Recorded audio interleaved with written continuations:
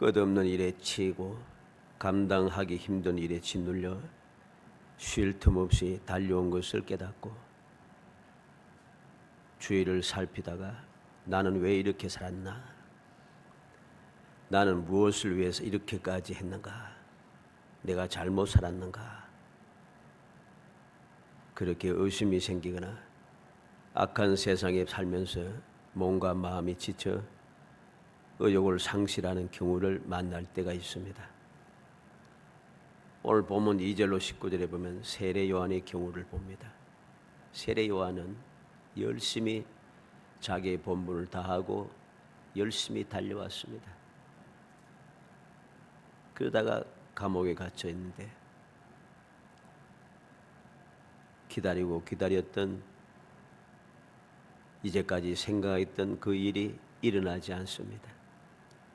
그래서 마음에 의심이 생긴 거죠. 그래서 제자들을 예수님께 보내어 우리가 다른 사람을 기다리리까 그렇게 묻고 있습니다. 그리고 20절로 24절에는 권능을 가장 많이 행하신 고을들 고라신과 베세대와 가버나움 이들이 회개하지 않고 악하게 살아간다는 것입니다. 우리가 살고 있는 세상이 바로 이런 세상이죠. 나름대로 열심히 신앙생활을 했는데 결과가 나타나지 않는 것 같고 마음이 외롭고 마음이 답답하고 너무나도 힘들고 너무나도 지쳐서 내가 잘못했는가? 나는 왜 이렇게 살았는가? 나는 무엇 때문에 이렇게까지 몸과 마음이 지쳐서 의욕을 상실하는 경우도 있습니다. 주위를 살피니까 그렇게 많은 권능, 가장 많은 권능을 행했던 그러한 곳, 다시 말해서 많은 역사가 있음에도 불구하고 왜 저들은 저렇게 악한가? 저렇게 열심히 있는 교회, 저렇게 큰 교회, 저렇게 대단한 사람들이 있는 교회, 오늘 이렇게 부흥한 이때에 왜 세상은 이렇게 악한가?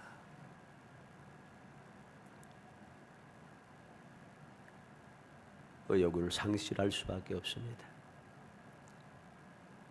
이러한 때에 우리는 어떻게 해야 할 것인가? 신앙생활의 기본 35번째 내가 너희를 쉬게 하리라. 우리는 주님의 이 말씀을 마음에 새겨야 합니다. 우리의 신앙생활의 기본은 주님께서 말씀하신 내가 너희를 쉬게 하리라 하신 이 말씀에 우리의 마음, 우리의 생각, 우리의 초점을 맞춰야 합니다. 우리의 신앙생활의 기본은 항상 이렇게 되어야 한다는 소리죠. 무슨 말입니까? 바울 사도는 예수님을 만난 뒤에 주님께서 맡겨주신 사명을 감당하기 위해서 온 세상을 다니면서 끊임없이 복음을 전합니다. 복음을 전하는데 그때부터 그에게 고통이 시작됩니다. 핍박이 시작됩니다. 괴로움이 시작됩니다. 죽음의 위협이 따르시게 합니다. 육신은 연약해지고 병들고 점점 쇠약해지고 힘들고 지칠 수밖에 없습니다. 그러한 중에 그는 무엇이라고 이야기합니까? 낙심합니까? 의심합니까? 의욕을 상실합니까? 아닙니다. 오히려 믿음이 더 굳건하게 세워졌습니다. 왜? 내가 너희를 쉬게 하리라 주님의 말씀의 기본을 간직하고 있었기 때문이죠. 그러한 믿음의 기본을 단단히 세운 바울이 어떻게 이야기합니까? 믿음의 주에 온전케 하신 예수를 바라보자. 내가 너희를 쉬게 하리라. 믿음의 주에 온전케 하신 예수를 바라보자. 이게 신앙의 기본인 것이죠. 다르게 표현했지만 결국은 같은 말입니다. 내가 너희를 쉬게 하리라. 믿음의 주에 온전케 하신 예수를 바라보자. 같은 말이죠. 오늘 본문의 이 말씀도 믿음의 사람들이 잘 지키지 않는 신앙의 기본 중에 하나입니다. 우리는 예수를 믿고 신앙생활을 한다 하면서 예수님을 바라보고 예수님의 말씀에 따라서 예수님 가신 길을 따라가지 아니하고 자꾸만 세상을 보는 거죠. 사람을 보는 것이죠. 세상에 초점을 맞추는 거죠. 그러니까 쉴 수가 없어요. 쉴 틈이 없다는 것입니다.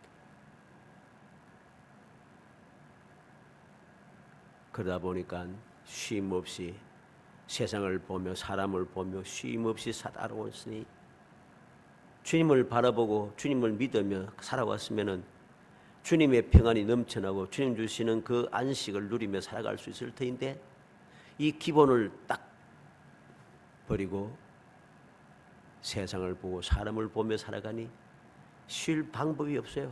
쉴 수가 없어요. 어떻게 쉬는지 이해할 수가 없어요. 그러니까 지치는 거죠. 그러니까 의심이 생기고 괴롭기 짝이 없습니다. 의욕이 상실됩니다. 마음이 지칩니다. 우리는 다시 한번 신앙의 기본으로 돌아가야 됩니다. 신앙이 뭐랍니까? 말 그대로 하면은 이 한자 말이니까 믿음으로 바라본다는 뜻입니까? 그렇죠? 다른 말로 하나님을 바라본다. 뭐 이 말이 쓰잖아요. 신앙생활의 기본은 항상 주님이 중심이 되고 주님의 초점을 맞춰야 됩니다.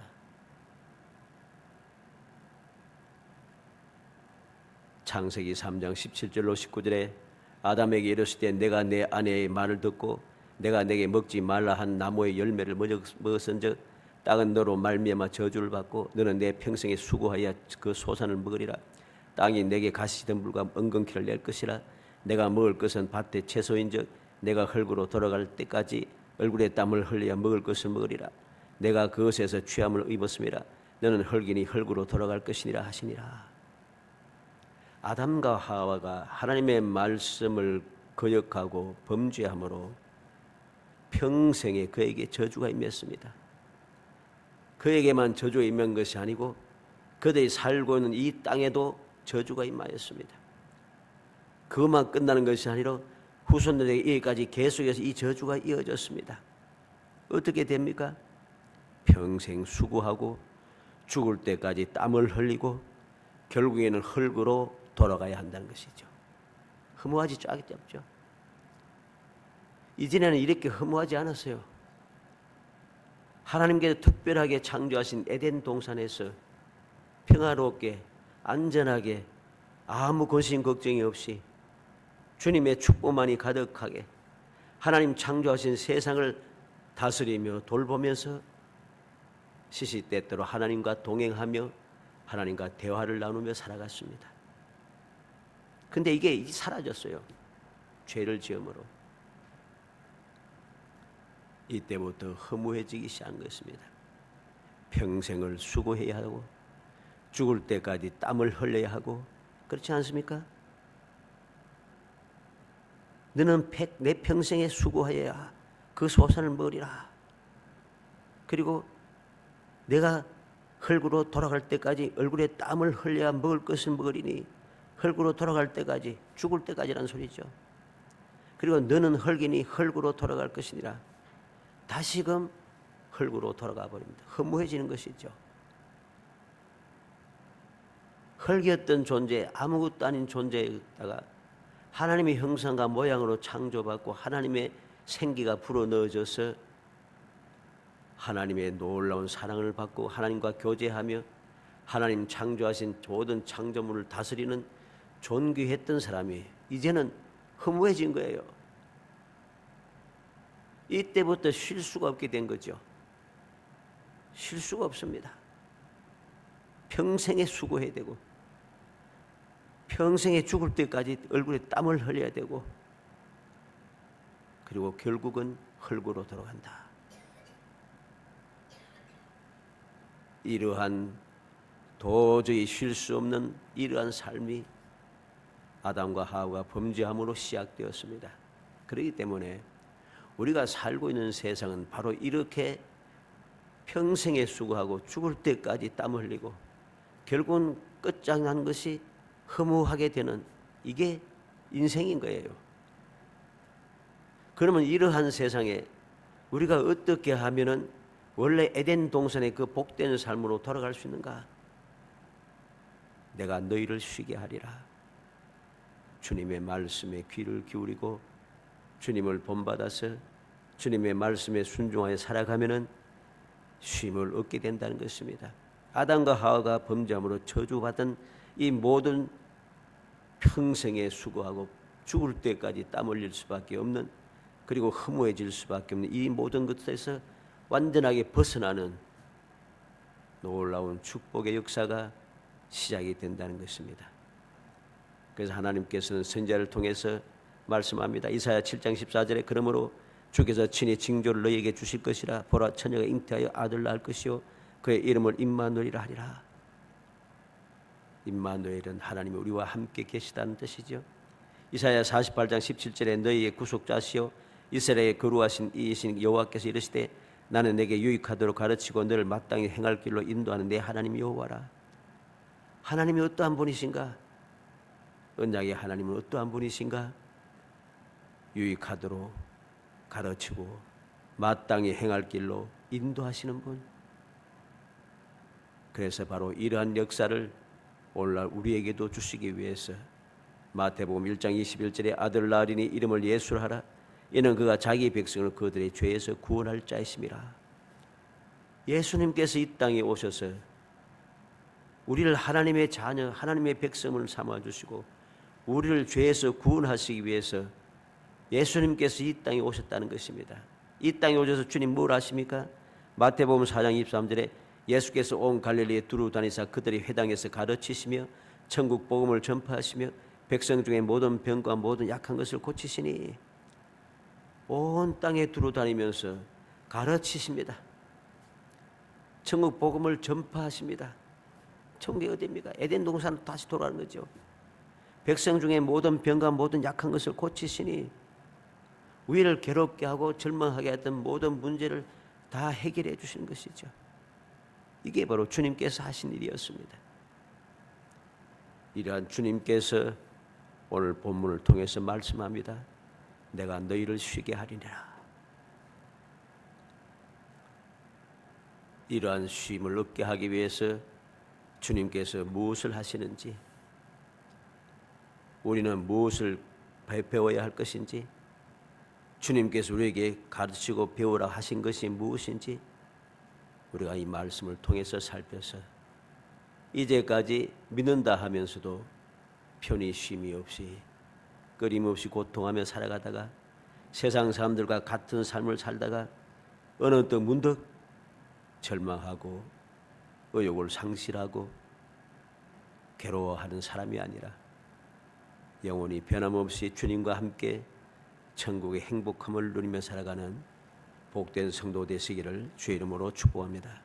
먼저 수고하고 무거운 짐진 모든 사람을 부르십니다. 28절에 수고하고 무거운 짐진 자들아 다 내게로 오라. 내가 너희를 쉬게 하리라. 수고하고 하는 이 말은 스스로 많은 일을 계속해서 한다는 거예요. 그래서 피곤해 지친 상태를 수고하고 하는 이 말이 뜻이 됩니다. 누가 막 일을 시키는 것이 아니고 내가 스스로 끊임없이 일을 하는 거죠. 일을 하면 계속 하니까 피곤해 지쳤습니다. 왜 이렇게 하는지 모르고 모든 사람이 달리니까 내가 뒤처질까 싶어서 끊임없이 달리고 또 달리다 보니 견딜 수가 없는 상태, 피곤해 지쳐서 더 이상 무엇인가 할 수 없는 그런 상태를 수고하고 하는 이 말의 의미가 됩니다. 무거운 짐진 자라 했습니다. 무거운 짐진 자란 말은 내가 이것은 반대로 내가 스스로 원해서 한 게 아니고 다른 사람이 계속해서 내게 무거운 짐을 져고 다 계속 무거운 짐을 져주기 때문에 그 무거운 짐을 지기에 지쳐 있는 사람을 말합니다. 결국은 스스로 고통을 자취한 사람, 힘이 없어서 다른 사람들에게 짓누림을 받은 사람, 이런 사람들 말하죠. 이 모든 사람들을 주님께서 부르고 있습니다. 다 내게로 오라. 특별하게 선택해서 부르는 것이 아니에요. 수고하고 무거운 짐진 자는 누구나 다 내게로 오라고 하십니다. 예수님께서 이렇게 부르고 계시다는 것이죠. 우리가 이 말씀에 놀라운 것을 깨달아야 됩니다. 무엇이 놀랍습니까? 지혜롭고 설계 있는 자들을 부르시는 것이 아니라, 그들을 선택하여 부르시는 것이 아니라 수고하고 무거운 짐진 자들을 모두 다 부르고 계시다는 것입니다. 이게 우리에게 소망이 되고, 이게 우리에게 기쁨이 되고, 이것이 우리에게 복이 되는 것입니다. 지혜롭고 설계 있는 자를 부르면 우리는 자격이 없는 거예요. 그러면 이야기하면 나름대로 스스로 생각이, 나는 지혜롭고 나는 설계 있는 사람이다, 나는 능력이 있다고 스스로 주장하는 사람이 세상에 가득 차 있습니다. 아마 75억 중에서 한 70억 이상은 다 이런 사람일 거예요. 스스로 지혜롭고 슬기롭다고 생각하는 사람, 착각하는 사람들이죠. 정신 차려서 나 자신을 살펴보면 내가 정말 지혜롭고 설기 있는 사람인가? 아닌 것을 깨닫습니다. 정말로 지혜로운 사람은 내가 지혜롭지 못하고 슬기롭지 못한 것을 깨닫게 됩니다. 이걸 깨닫지 못하고 스스로 지혜롭고 능력이 있다고 생각하는 사람들은 어리석은 자들입니다. 그러한 사람들은 평생을 살아가도 주님을 모실 수도 없고 주님의 평안을 절대로 누리지 못합니다. 그런데 놀랍게도 지혜롭고 설기 있는 자를 부르시는 것이 아니라 수고하고 무거운 짐진 자들아 다 내게로 오라고 부르고 있습니다.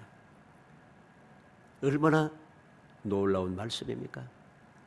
얼마나 우리의 귀를 확 뜨이게 하고 우리의 마음을 쏠리게 하는, 소망을 가지게 하는 이 말씀입니까? 수고하고 무거운 짐진 자 다 내게로 오라. 그러면 왜 부르십니까? 내가 너희를 쉬게 하리라. 일상생활에서 만나는 모든 문제들에서 해방하고 평화와 안식을 약속하는 말씀이죠. 다시 말해서 수고하고 무거운 짐을 지게 했던 자들과는 달리 예수님께서는 그들을 부르시고 그들의 수고한 것, 그들의 무거운 짐을 다 제거하고 그들에게 평안과 안식을 약속하는 것이지요. 그들에게 진정한 해방, 진정한 평화를 그들에게 약속하고 있는 것입니다. 사랑하는 성도 여러분, 우리가 험악한 세상에 수고하고 무거운 짐을 다 떨쳐버리고 정말 평화로운 삶, 안전한 삶, 편히 쉬는 삶을 살기 위해서는 주님의 부르심에 귀 기울여야 됩니다. 그 부르심이 얼마나 복된 것인가를 깨달아야 됩니다. 그 부르심에 대해서 우리는 감사하고 감격해야 합니다. 그래야지 주님의 부름을 따라서 계속해서 주님과 함께 동행하며 주님 가신 길을 따라갈 수가 있어요. 이러한 감사하고 감격한 마음이 없으면 주님을 따르지 못합니다. 주님과 함께 동행하며 살 수가 없습니다. 주님과 함께 살지 못하면 절대로 평화로움이 없습니다. 우리는 세상을 바라보시기 바랍니다. 세상을 바라보면은 세상의 평화로운가? 평화롭지 않아요. 뭐 전쟁에서 뭐 불안하고 그런 게 아니에요. 우리나라 뭐 전쟁이 있습니까? 물론 뭐 아래아래 갈라져 가지고서는 지금 서로 말이지 막 물고 뜯고 야단합니다만, 근데 전쟁은 없잖아요. 전쟁이 없는, 더군다나 자유민주주의 국가, 얘 왜 이렇게 불안해요? 평화가 없는 거예요, 도무지. 이게 문제인 것이죠. 왜 이런 일이 생겼습니까? 우리 믿음의 사람이 주님께서 나를 부르시고 나에게 평안을 주시는데, 쉬라 하시는데 이 말씀을 믿지 못하고 주님을 따르지 않았기 때문입니다. 수가 무거운 모든 짐을 진 자를 부르고 계시는데 나는 부름에 따라서 왔다고 생각했는데 주님을 따르고 있지 않는다는 사실이죠. 여기에 문제가 있는 것입니다. 주님을 믿고 주님을 따르고 주님과 함께 동행했다면 진정한 평안이 있을 텐데 평안이 없어요. 모든 곳에서 싸움과 다툼과 여러 가지 문제가 끊임없이 일어납니다. 세상이 이렇게 된 것은 우리 믿음의 사람들의 문제죠. 왜? 예수님께서 너희는 세상의 소금이고 빛이라 했는데 우리가 세상의 소금과 빛의 역할을 감당하지 못하고 살아왔으니 주님께 나아가서 우리의 수고하고 무거운 짐을 다 주님께 맡기고 주님 주시는 평화를 누리면서 그 평화의 모습을 보여주지 않았으니 세상이 뭘 배우겠어요? 우리는 정신을 차리고 회개해야 합니다. 회개하고 주님께서 나를 불렀을 때의 그 감격한 마음을 회복해야 합니다. 그래야지 주님 주시는 쉼을 얻을 수 있는 거죠. 두 번째로 예수님의 멍에를 메고 배워야 합니다. 29절에 나는 마음이 온유하고 겸손하니 나의 멍에를 메고 내게 배우라. 그리하면 너희 마음이 쉼을 얻으리니. 어디에 쉼이 있습니까? 어디에 평안이 있습니까? 주님의 멍에와 주님의 가르침을 배워야 하는 것이죠. 주님의 멍에를 내가 메어야 합니다. 주님의 가르침에 귀를 기울여서 그 말씀대로 살아야만 합니다. 무슨 멍에를 맨다 합니까? 나의 멍에를 메고 예수님의 멍에를 메야 합니다. 예수님의 멍에가 무엇이겠습니까? 예수님의 멍에는 이 땅에 오셔서 우리의 죄를 대신하여 지시고 피 흘려서 희생하시는 겁니다. 그래서 죄인으로 영원히 멸망받을 수가 없겠는 죄인들을 구속하여 하나님의 자녀 되게 하는 것, 이게 주님의 멍에였습니다. 우리는 나는 이러한 멍에를 메고 있는가? 주님은 나의 이 멍에를 메라고 하시는데 나는 이 멍에를 메는가? 멍에를 메기를 싫어해요. 오직 편히 쉬기만 원하고 대우받기만 원하고 위에 서기만 원하고 유명한 사람만 되기를 원하고 잘 먹고 잘 살기만 원합니다. 이러니 무슨 문제가 일어나지 않겠습니까? 누구에게 배우라 하십니까? 내게 배우라 하십니다. 내게 배우라. 세상을 보고 배우고 대단한 능력 있는 사람 보고 배우고 세상의 그 지식을 배우고 세상에 뛰어난 사상을 배우고 하는 것이 아니라 주님께 배우라 하십니다. 그런데 오늘날 수많은 교인들이 또는 지도자들이 주님을 보고 주님의 배우지 않고 주님의 멍에를 메지 않고 엉뚱한 것만 배워가지고서는 엉뚱한 것만 가르쳐서 엉뚱한 짓만 하고 있습니다. 주님의 멍에를 메지 않고 주님께 배우지 않았으니 평화가 있을 수가 없어요. 안식이 있을 수가 없습니다. 무엇을 배워야 하겠습니까? 나는 마음이 온유하고 겸손하니. 우리가 배울 것은 주님의 마음입니다. 나는 마음이 온유하고 겸손하니. 마태복음 21장 5절에 시온의 딸에게 이르기를 내 왕이 내게 임하나니 그는 겸손하여 낙이 곧 멍에 매는 짐승의 새끼를 탔도다. 주님은 겸손하여 나귀를 메고 나귀 새끼를 타고 예루살렘 성전 성으로 입성하고 있습니다. 주님께서는 겸손하여서 온유하고 겸손하여서 사람의 몸을 입으시고 이 땅에 오셔서 피조물인 사람들에게 끊임없이 멸시와 천대를 당하시며 핍박을 당하시면서 마침내는 수치스러운 십자가에 돌아가셨습니다.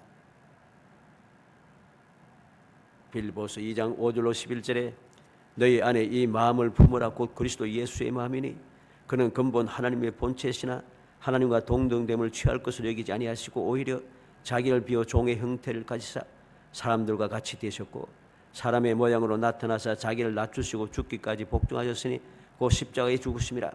이러므로 하나님이 그를 지극히 높여 모든 이름 위에 뛰어난 이름을 주사 하늘에 있는 자들과 땅에 있는 자들과 땅 아래에 있는 자들로 모든 무릎을 예수의 이름에 꿇게 하시고 모든 입으로 예수 그리스도를 주라 시인하여 하나님 아버지께 영광을 돌리게 하셨느니라.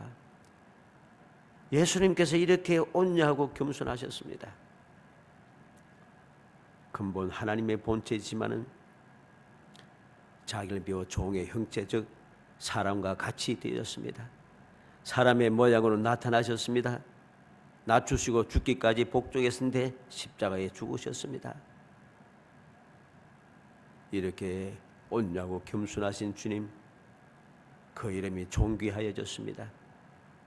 하늘에 있는 자들과 땅에 있는 자들과 땅 아래 있는 자들로 모든 무릎을 예수의 이름에 꿇게 하시고 모든 입으로 예수 그리스도를 주라 시인하여 우리가 예수 앞에 무릎을 꿇고 예수 그리스도를 나의 구주로 시인하지 않으면 구원을 받을 수가 없어요. 평안을 누릴 수가 없어요.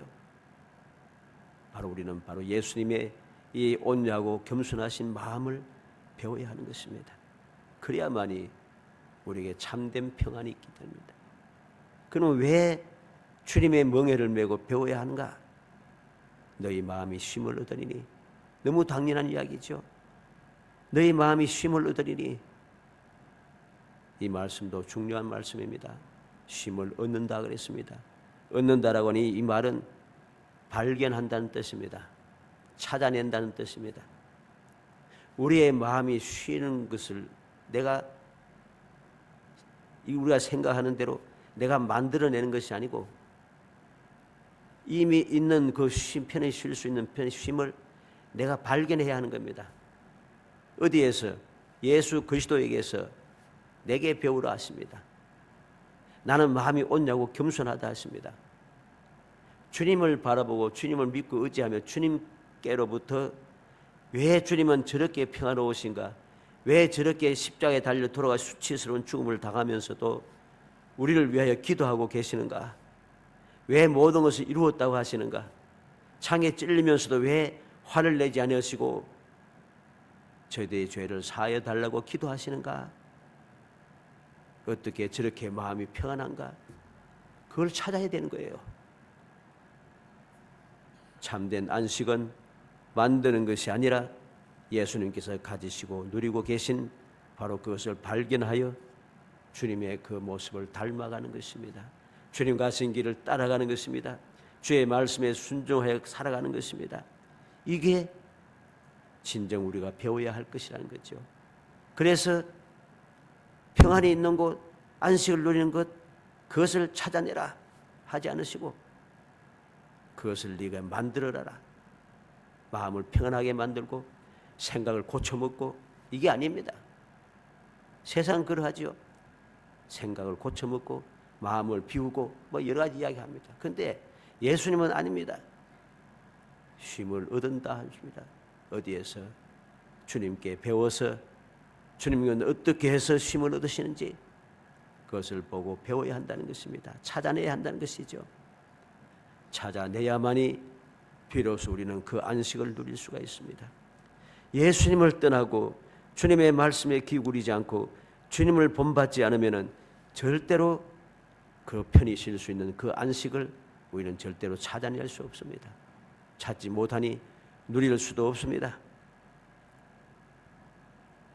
마지막 세 번째로 주님의 그 멍에는 쉽고 가볍다고 하십니다. 30절에 이는 내 멍에는 쉽고 내 짐은 가벼움이라 하시니라. 쉽다는 말은 부드럽다는 말입니다. 부드럽다는 무슨 말입니까? 우리의 멍에 짐이 딱딱하고 그러면은 이 매는데도 힘들지 않아요? 이 부드럽지 못한 딱딱한 그 여러 가지 굳은 짐들을 우리가 많이 지다 보면은 몸이 상합니다. 아무리 안전장치를 하고 해도 몸이 상해요. 그런데 주님이 주시는 이 멍에는 이 짐은 너무 부드러워요. 내 몸을 상하게 하지 않아요. 은혜롭다는 뜻입니다. 주님께서 주시는 그 멍에, 주님의 멍에와 짐은 너무 은혜로워서 이것도 짐인가? 이것도 멍인가? 생각할 정도예요. 너무나도 좋은 것이라 좋다는 뜻입니다. 주님의 멍에와 짐은 내게 너무 좋은 거예요.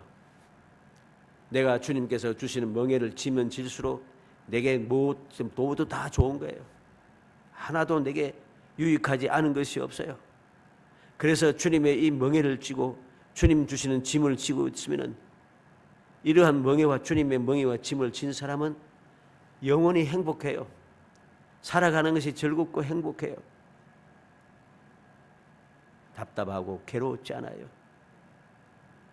예수님의 짐은 확실한 구원을 가져오는 것입니다. 선하고 바르고 좋은 것이기 때문입니다. 항상 예수의 능력을 의지하는 신앙이 전제되기 때문에 주님을 의지하게 되니까 내가 지는 그 짐이 무겁지 않다는 소리입니다. 나 혼자가 아니라 주님과 함께 매기 때문에 가볍고 또 힘을 얻을 수 있습니다. 오늘 말씀이 나타난 이 멍에라고 하는 것은 혼자 지는 것이 아니에요. 멍에가 무엇입니까? 짐을 지기 위해서 하는 그 기구를 말하는 것이죠. 그게 멍에인데 그 멍에가 너무 쉬운데 그 쉬운 것도 주님께서 함께 멍에를 나와 함께 멍에를 하신다는 거죠. 그러니 얼마나 안전하겠어요? 얼마나 편하겠어요? 얼마나 안락하고 좋겠어요? 나 혼자서 멍에를 지고 간다는 멍에를 메고 짐을 지고 있으면은 너무 내게 고통이 되고 힘들고 지칠 수밖에 없잖아요. 그래서 나 혼자 메고 계속해서 그 짐을 지고 멍에를 메고 짐을 지고 가니까 외롭지 짝이 없잖아요. 나 혼자 가니까 더 힘들 수밖에 없어요. 그런데 나와 함께 멍에를 메고 짐을 지고 계시는 분이 항상 나와 함께 있어요. 마음이 평안한 것이죠. 언제든지 주님의 도움을 받을 수 있다는 것이죠. 주님의 위로를 받을 수 있다는 것이죠. 그래서 주님의 멍에는 쉽고 주님께서 지우신 짐은 가볍다는 것입니다. 요한복음 16장 33절에 이것을 내게 이런 것은 너희로 내 안에서 평안을 누리게 하려 함이라. 세상에서는 너희가 환난을 당하나 담대하라. 내가 세상을 이겼노라. 우리가 세상에서 환난을 당하지만은 우리는 평화를 누릴 수 있어요. 왜? 주님께서 세상을 이겼기 때문입니다.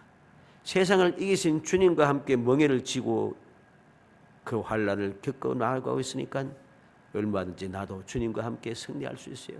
왜? 승리하신 주님과 내가 항상 함께 가고 있잖아요. 고린도후서 12장 9절로 10절에 나에게 이르시기를 내 은혜가 내게 족하도다. 이는 내 능력이 약한 데서 온전하게 짐이라 하신지라. 그러므로 도리어 크게 기뻐함으로 나의 여러 약한 것들에 대하여 자랑하리니 이는 그리스도의 능력이 내게 머물게 하려 함이라. 그러므로 내가 그리스도를 위하여 약한 것들과 능력과 궁핍과 박해와 공고를 기뻐하노니 이 내가 약할 그때에 강함이라. 바울 사도는 그 육신의 가시 때문에 고통 때문에 병 때문에 주님 앞에 3번이나 간절히 기도했는데 주님 뭐라 하십니까? 족하다. 내 은혜가 족하다. 왜? 나의 능력이 내가 약할수록 온전해진다는 것입니다. 이 놀라운 사실을 깨달은 바울 사도는 그때부터 기쁘고 즐거운 거예요. 행복한 거예요. 이전에는 이 육신의 질병이 고통이 너무나도 괴로워서 또 수치스러워서 세상 말로 해서 쪽팔려서 못 살겠는데 내가 이렇게 복음을 전하고 병을 고치는 그 능력을 전하면서도 나는 이 병들어서 있게 폼나지 않게 살아가니 얼마나 쪽팔리겠어요. 근데 그는 이제부터는 주님의 말씀을 듣고 나서부터는 이 마음이 사라진 거예요. 그렇게 크게 기뻐합니다. 약한 것을 자랑하기 시작합니다. 왜? 내가 약하면 약할수록 주님의 능력이 내게 충만해지는 것이죠. 왜 그렇게 될 수 있어요? 주님과 함께 멍에를 메고 주님과 함께 짐을 지기 때문입니다. 그래서 오히려 그는 약한 것들과 능력과 궁핍과 박해와 공고를 기뻐한다 합니다. 약할 때 강하기 때문이라고 그는 담대하게 외치고 또 외치는 것입니다. 그래서 빌립보 4장 13절에 내게 능력 주신 자 안에서 내가 모든 것을 할 수 있다고 그는 담대하게 외칠 수 있었습니다. 사랑하는 성도 여러분, 우리는 주님의 말씀을 기억해야 되겠습니다. 너희를 쉬게 하리라. 우리가 쉼을 얻기 위해서는 올바른 믿음으로 돌아가야 합니다. 내가 바라봐야 할 분이 누구인지, 내가 누구를 본받아야 하는지, 누구의 이야기를 들어야 하는지, 누구를 본받아야 하는지 우리가 올바르게 다시 한번 생각해야 합니다. 예수님만 바라보고 예수님의 말씀을 듣고 배우며 예수님을 닮아갈 때에 비로소 우리에게는 주님 주시는 그 평안, 주님 주시는 그 편히 쉼을 얻을 수 있는 것입니다. 간절히 소원하기는 우리 모든 성도들이 오늘 주님의 말씀을 마음에 새겨서 내가 너희를 쉬게 하리라. 주님의 말씀의 뜻을 마음에 새겨 험악한 세상을 살아간다고 너무나도 힘들고 지치다고 왜 나는 이렇게 살아야 한다고 원망하고 불평하며 낙심하고 주저앉지 말고 내가 너희를 쉬게 하리라 하신 주님의 음성에 귀 기울이고 주님의 말씀을 순종하여서 험한 세상이 평안의 삶이 되고 험악한 세상이 천국이 되는 정말 행복한 삶을 살아가는 복된 성도이 되시기를 주의 이름으로 축복합니다. 은혜 감사합니다. 사랑하여 주셔서 택하여 주시고 저희들로 하여금 주님의 가르침을 받아 주님 주시는 평안을 누리며 천국의 행복한 삶을 살 수 있게 하심을 감사합니다. 주의 말씀을 마음에 새기고 또 새기게 하여 주시기 원합니다. 내가 너희를 쉬게 하리라. 내가 너를 구원하리라. 내가 너를 인도하리라. 내가 너를 보호하리라. 내가 너와 함께하리라. 내가 너에게 복을 주리라. 주님의 말씀에 귀 기울이게 하옵소서. 신앙의 기본을 올바르게 세워서 주님만 바라보고 주의 음성에 귀 기울이며 주의 말씀에 순종하여 살아가 영원히 행복한 삶을 살지언정 결국 세상을 보고 사람을 보고 살아가다가 세상의 이야기를 귀 기울이고 사람의 말에 따르다가 스스로 멸망을 자취하는 어리석고 미련한 자가 되어지지 않도록 성령께서 감화 감동하여 주옵소서. 예수님의 이름으로 기도합니다. 아멘.